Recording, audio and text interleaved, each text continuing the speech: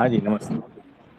मैंने ना सुबह आपको एक मैसेज किया था, उसमें हाँ, आपको ने गलत कहा, तो क्या गलत लगा आपको? आप एकांतिक भक्ति किसको कहते हो? मतलब जैसे जैसे वैसे मैं ये पढ़ के सुनाऊँ जो लिखा था, या वैसे मेरे को ये लगा जब भक्ति आ जाती है, जैसे अब मान हाँ, लो मेरी गुड़िया है या प्यार, तो मैं उसको हर तरह से प्रोटेक्ट करूँगी ना। कर सकते हो। हाँ, तो वो जब भक्ति में आता है तो वो हमें उस माया के रूप सारे दिखने नहीं लग जाते? क्योंकि हमारा एक विश्वास, एक श्रद्धा, एक प्रेम प्रभु के प्रति हो, तो फिर हमें हुँ, माया के रूप दिखेंगे नहीं?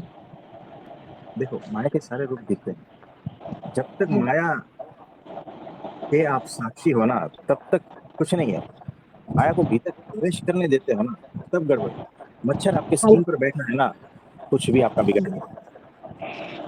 काटेगा ना तो ही बिगाड़ेगा। तो वैसे माया आस-पास तो है ही ना, भीतर प्रवेश किया, की गए। जैसे जब मैंने आपको मैसेज भेजा ना, उसके बाद मेरा मन एकदम शांत था और मेरे को एक अच्छा-सा लग रहा था। पर जब आपने गलत का टिक मारा ना, तो वो मेरे को मतलब आपसे पूछने के लिए वो कर रहा है कि इसमें गलत है क्या? आप मेरे को बताओ।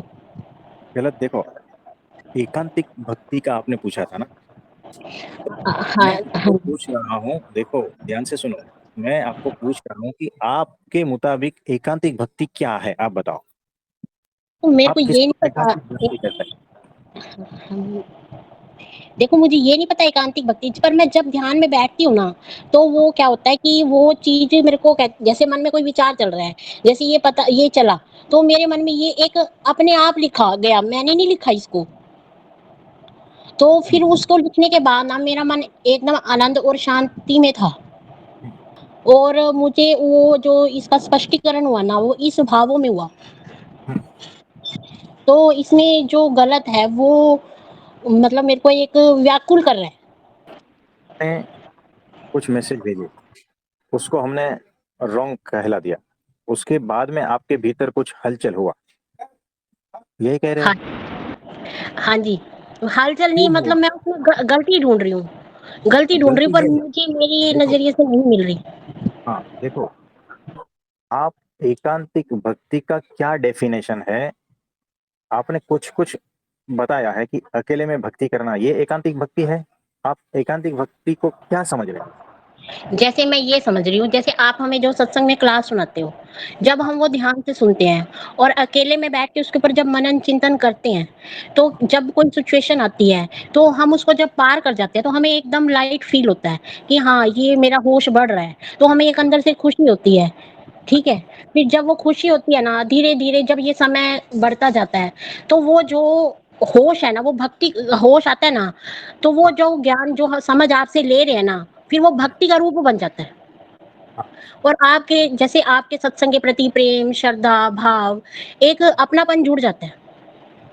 जब वो अपनापन जुड़ता है ना, तो वो भक्ति धीरे-धीरे अपना एक चरम अवस्था में आती है, जिसको हम भक्ति होएगी ना, तो भक्ति से ही हमें होश आता है। और जो वो होश आता है ना, तो वो होश से वैराग्य बढ़ता है और वैराग्य से हमारा एकांत में रहने का मन करता है। हमें कोई ऐरा-गैरा हमारे आस-पास भी आता है ना, तो हमें लगता है कि हाँ, ये मेरा समय कहीं न कहीं ऐसे स इन कानों से सुनाई देते हुए भी सुनाई नहीं दे रहा होता। ऐसा लग हाँ, रहा होता है मेरा समय जा रहा है। तो ये जब होता है ना, ये सारी चीज़ें होती हैं, तो उस सब चीज़ को मिलाकर मैंने बोला कि वो एकांतिक भक्ति है। हाँ, तो उसको हमने रॉन्ग बता दिया। तो उसको हाँ, एकांतिक भक्ति अगर आप नाम नहीं देते ना, तो उसको हमने राइट बता दिया होता, है ना? तो आप जो कर रहे हो, एकदम सही बात है, लेकिन उसको एकांतिक भक्ति नहीं कहते। फिर उसको क्या एकांतिक कहते भक्ति हैं? क्या होता है? नहीं, वो एक प्रोसेस है, आप जिस रास्ते से चल रहे हो, वो बराबर रास्ता है, उसको कुछ नहीं कहना है ना? वो एक स्थिति होती रहती है ना? तो समझ बढ़ती है, भक्ति भी बढ़ती है, वैराग्य भी बढ़ता है, ठीक है, कोई बात नहीं। लेकिन एकांतिक भक्त किसको कहते हैं? जिसके भीतर धर्म, ज्ञान, वैराग्य और भक्ति ये चारों के चारों अपने चरम लेवल पर हो और गुरु की आज्ञा में ही हो वो, और परब्रह्म की भक्ति करता हो, ब्रह्म रूप होकर परब्रह्म की भक्ति करता हो, वैसा कोई है तो उस अवस्था को एकांतिक भक्ति कहते हैं, जी, है मैं ना? ये कहती हूँ, जब भक्ति आ जाती है, तो हम्म, वो जो धर्म नियम है ना, उनके लिए हमें मेहनत नहीं करनी पड़ती। वो स्वतः हाँ होता है, ये भी अपने आप होता है। हाँ ये भी होता है।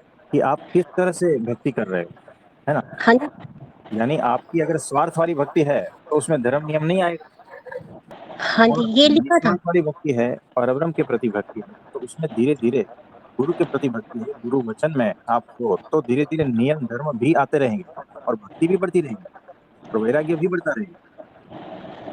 तो एकांतिक स्थिति वाले सत्पुरुष के साथ संग रहते हुए एकांतिक हुआ जाता है ना।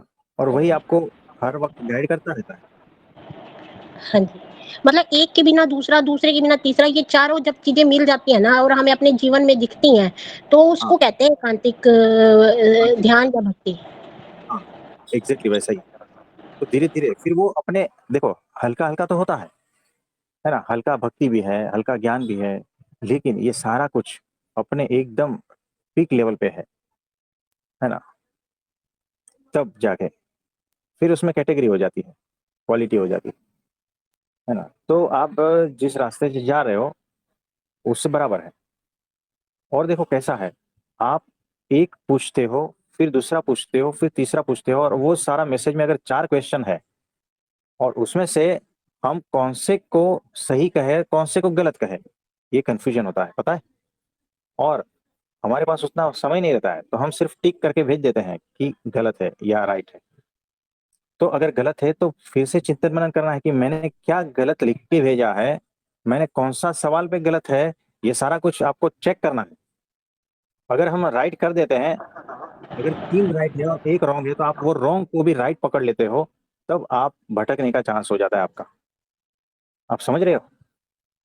तो ये कम्युनिकेशन में एक्चुअली गैप है, हाँ, कम्युनिकेशन में जब गैप होता है तब ये बातें होती हुँ। तो तो। जैसे आपको कहने के बाद मैं ये गलती ढूँढ रही हूँ और अंदर से थोड़ा-सा वो भी हूँ, पर फिर भी ढूँढने से मुझे वो चीज़ नहीं मिली और मेरे को ये था सत्संग के बाद मैं आपको फ़ोन करके भी पूछ सकती हूँ। पर मेरे मन में ये रहा कि अगर मान लो बाय चांस बात नहीं हो पाती तो फिर मैं हल कहाँ से लूँगी? हाँ, ये भी है। तो अच्छा हुआ आपने अभी बता दिया। तो देखो, गलत ये है कि एक अगर सेंटेंस गलत है पूरे मैसेज में, तो हम पूरा को कैंसिल करते हैं। आप समझे। तो अभी वो सारा कुछ जो है अभी यहाँ पर सही हो गया है आपका, ठीक है। वो ना मैसेज में बड़ी लंबी बात हो जाती है, बंदा इतना हाँ वो अपने भाव स्पष्ट नहीं कर पाता। हाँ, बराबर है। तो नेक्स्ट टाइम आपको ध्यान रखना है कि मैं एग्जैक्टली क्या कहना चाहती हूँ, मैं एग्जैक्टली पूछना क्या चाहती हूँ।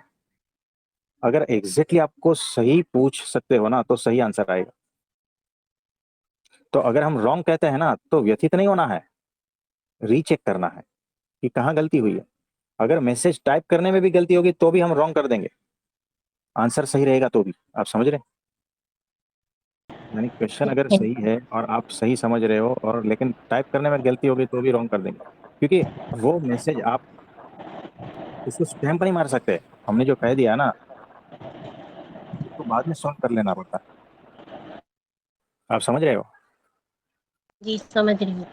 बस मेरे और कहने का कभी मतलब देखिए, ये है। कभी कैसा है, आप सब कुछ ठीक ठीक समझ रहे हो, लेकिन अगर आपका सिद्धांत गलत है तो भी हम रॉन्ग कर देंगे। हुँ।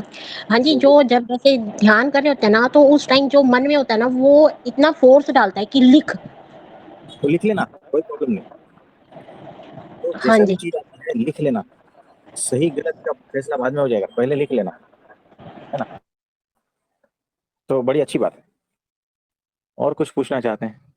जी, मैं ये कह रही हूँ यहाँ पे मतलब इस चीज़ से एक मैसेज मिलता है।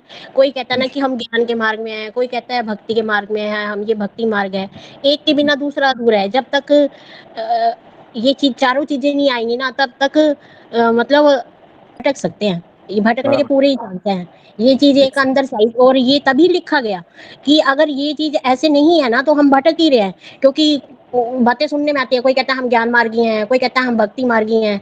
जब तक जीवन में भक्ति नहीं है, जहाँ पहले तो सत्संग होना चाहिए, सत्संग के बाद भक्ति आती है, भक्ति के बाद होश आता है और होश के बाद वैराग्य आता है और वैराग्य के बाद अ, एकांत आता है। एकांत का महत्व तब पता चलता है जब वैराग्य आता है और वैराग्य के बाद हमें अपने लिए समय निकालना, अपने आप को महत्व देना, ये सब आता है। हाँ जी, ये सभी बराबर है। तो ये जो क्रम बताया है वो उल्टा सुल्टा भी हो सकता है, वो इंडिविजुअल के ऊपर डिपेंड है, कौन किस प्रकार का है उसके हिसाब से। तो आपके लिए ये सही है, एग्जैक्टली बराबर है कि धीरे धीरे आप आगे बढ़ रहे हो और आपको इस बात की भी समझ है कि चारों जरूरी है। बड़े बड़े महापुरुष हो गए हैं जिसको ये पता भी नहीं है कि चारों जरूरी है। आप समझे? और आपको ये बात पता है कि ये चारों जरूरी है, तो ये बड़ी अद्भुत बात है। और ये आपके भीतर से आ रहा है तो बड़ी अद्भुत बात है ना? तो भीतर से जो ज्ञान आता है, अच्छी बात है, सही बात है। और कुछ पूछना चाहते हो? बस थैंक यू, मेरा मन थोड़ा हल्का हो गया था, अब ठीक लग रहा है मेरे को। तो देखो, छोटी छोटी बातों में व्यथित होना ये भी अच्छी बात नहीं है ना? तो कोई बात नहीं, संसार की छोटी छोटी बातों में व्यथित होते हो तो बुरी बात है, लेकिन गुरु के वचन में और उनके रिलेटेड अगर छोटी छोटी बातों को आप सीरियसली लेते हो तो वो अच्छी बात जी, हाँ जी, यही बात थी कि वही मतलब ना पूरा एक 100% उसी में लग रहा है कि गलती कहाँ है। मतलब आप वो चीज़ समझो, मतलब ये चीज़ मेरे को साथ हो रही थी कि है। हाँ मतलब बताते हुए भी ये हो रहा है कि गलती कहाँ थी? हाँ, तो वो धीरे धीरे मिल जाएगी। जैसे जैसे चिंतन मनन करोगे ना इसी पर, तब जाके और गहन मेडिटेशन में उतर जाओगे, तब जाके और रहस्य का विस्फोट होगा और बातें पता चलेगी, तब सारा कुछ रहस्य आपके सामने खुल जाएगा। तो कोई बात नहीं, आपको बहुत बहुत आशीर्वाद है। ठीक है।